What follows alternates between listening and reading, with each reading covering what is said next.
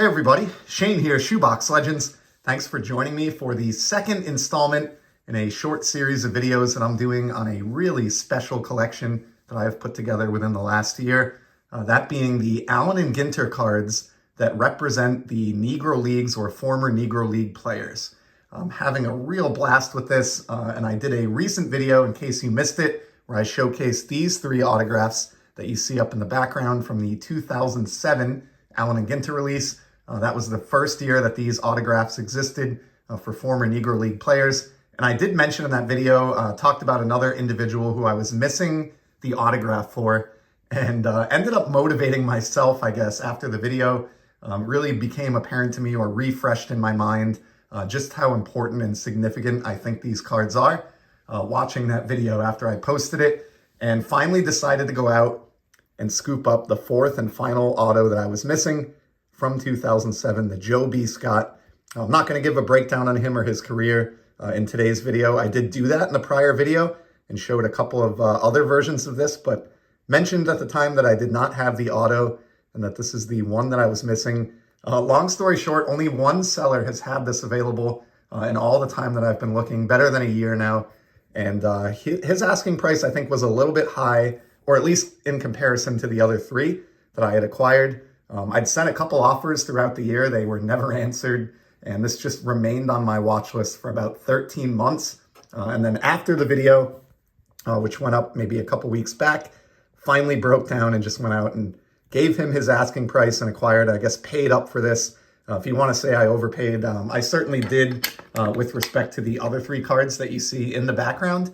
But given what these represent, I'm not really sure it's possible to overpay for one. And it was cheap enough that it didn't require eBay authentication or anything like that.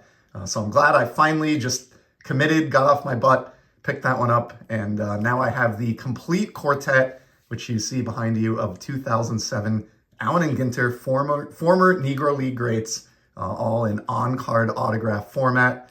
So honored to have those put together. And with that out of the way, I want to move on now to the 2008 release the following year. And unlike 2007, where they went kind of full bore and had four subjects, there's only one card on the 2008 checklist that has anything to do with the Negro Leagues, and it's not even a player, but it's an umpire card. So check this out. The subject of, or at least partially, of today's video, this is the 2008 Allen Ginter Bob Motley, who you can clearly see here as an umpire. This particular version is the no numbered back. There's no card number on it, which has a known print run of 50. But of course, there's the full-size version and other parallels available. For those who don't know, who is Bob Motley? He was born and raised in Alabama during a very tough time for somebody of African-American background to be growing up in parts of Alabama. So eventually, in 1940, he fled there for better conditions up north. And long story short, a few years later, he enlisted voluntarily in the military. Another thing that he has in common with all these guys in the background, and as I mentioned in the last video, I just find so admirable. So he voluntarily enlisted in 1943, and in fact became one of the first Black Marines, which is just awesome. He saw live action in the Pacific during World War II and was actually shot in the foot and injured during that conflict. So this is ironically when he took up umpiring. He had played some pro ball, not pro ball, but had played some ball before, prior to being in the service. Didn't, I don't think, necessarily have the chops to make it as a professional. But when he was healing from his foot wound and in a military hospital, he noticed a game of baseball was taking place on the grounds. And even though he was kind of still hobbling and certainly couldn't play baseball, he recognized that he might be able to umpire. So that's actually how he got his start as an umpire, at least in part due to that injury in World War II. He was later honorably discharged from the military and actually received the Purple Heart, and at that point embarked on his umpiring career. So he became a Negro Leagues umpire in 1948, which is how he's depicted in this set. And while I'm talking, here's another version of his mini card. This one is the bazooka back, my favorites, numbered to 25, and with the old planter blowing a bubble instead of smoking there. I love these. So anyway, he started his career in the Negro Leagues as an umpire in 1948. Sadly, he would never make it to a major league game. He did have a chance to become a major league umpire much later in life, in like the late 70s during a strike, but he refused to cross the picket line to get that experience. So unfortunately, he never made it, but a well-known character in the history of the Negro Leagues. In fact, a lot of his quotes and I think entries from his diary were a big part of the movie The League, documentary that some of you may have seen that came out, I think, a year or two ago. It was a really, really good documentary. It was almost like Ken Burns' baseball, but for the Negro Leagues. So highly recommend checking that out. And if you do, you'll see a lot of Bob Motley quotes used throughout that film. So he ended up being a founding member of the Negro Leagues Baseball Museum later in his life as well. So just a really interesting character, war veteran, and really glad that Allen Ginter got him, or Topps got him on the Allen Ginter checklist. And of course, as you probably foresaw coming, I was able to acquire the mini, the on-card autographed mini, my 5th overall autograph in this collection.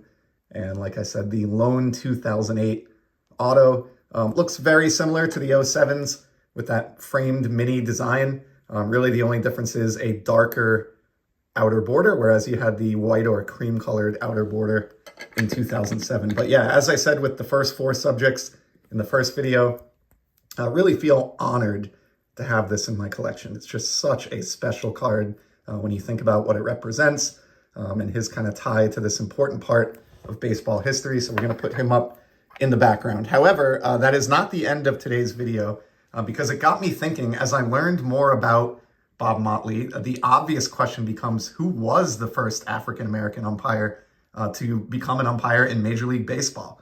And so, of course, I went down that rabbit hole researching, and I found my answer, and it's this gentleman right here, Mr. Emmett Ashford. And this is a really cool umpire card out of TriStar OBAC. Came out, I think, around 15 years ago now. He briefly played semi-pro ball in the 1930s, converted to an umpire career at one point. And then similarly to Bob Motley, he actually served in World War II, except he was in the Navy rather than the Marines, but really impressive. And while he was stationed here in the U.S. with the Navy, he heard about Jackie Robinson breaking the color barrier for Major League Baseball on the radio, and determined at that point in time, having already had a love for umpiring, that he wanted to become the first black umpire in Major League Baseball. He set that as a goal for himself. So just imagine that, somebody enlisted in the military in the late 1940s, listening on the radio as Jackie Robinson makes history, and then kind of using that to inspire himself and set a goal that he would later realize to become the first black umpire. I just love that story. After, obviously it wasn't an instant journey. He toiled for years and years in many different leagues as an umpire, including like a dozen years in the PCL, the Pacific Coast League. He was really known as like a showman behind the plate. You can kind of tell here in this photograph, but he would dress up like incredibly nice and add like a sense of like flair and style when he was umpiring. He would involve fans and kind of interact with the fans, and kind of brought like a larger than life personality to his umpiring. And then he finally broke through in the major leagues and ended up becoming an umpire in the American League from 1966 through 1970, becoming the first African-American umpire. I just love that story. He also worked the 1967 All-Star Game, as well as the 1970 World Series. So just really cool. Going back to his flashiness, both in his dress and his personality, the Sporting News, which we all know, actually commented back in the day that it might be one of the first times that fans were buying tickets to watch an umpire as much as they were the players on the field. So pretty cool. And I guess the only thing I would say about him, there's not a lot of cards out there, I found, disappointingly. I guess I shouldn't be too surprised. I myself had never even heard his name until I started to go down this rabbit hole earlier this year. He does have one of those oversized, like 1979 sportscaster cards. I know many of you will be able to picture what that looks like. But as far as like standard sized pack issued trading cards, I believe this is it. This is again from the TriStar OBAC release. There's a full-size version of this card. I chose the mini just because I love the kind of continuity between my Allen Ginter minis and the throwback tobacco era feel of this one. So this is just a standard mini of Emmett. But of course, if you know me and you know anything about how I collect, I like to try to challenge myself or get some unique or harder to find pieces as well. And I found this one out there and was just blown away that this was available all these years later on the internet. This is from, again, 2009 TriStar Obac. Was able to get one of the 4 printing plates for the Emmett Ashford Mini. How awesome is that? A printing plate, one of one printing plate of the first black umpire in Major League Baseball, Mr. Emmett Ashford. Take a look at the back here. Here's the language. This is the yellow printing plate, one of one from TriStar Obac, 2009 release, card number 45, Emmett Ashford. So I just thought it was awesome. This was not expensive. Again, another case of like really satisfying pickups that you don't need to break the bank for. I paid, I think it was like $30 for this one of one printing plate of Mr. Ashford. And it's one of the highlights of my year in terms of this collection that I've been forming. Emmett Ashford himself was never featured in Allen Ginter. And again, only got that one card, but still being a mini and fitting the theme of today's episode, I thought it was really fitting to pair him up with Bob Motley from Allen and Ginter and kind of do an umpire-focused installment here. So that's going to be a wrap on today's video. There is more to come.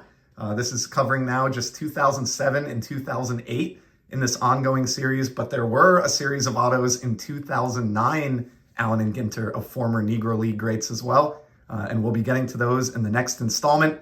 I hope you'll join me for that one when it comes out. But in the meantime, just keep enjoying the hobby and take care.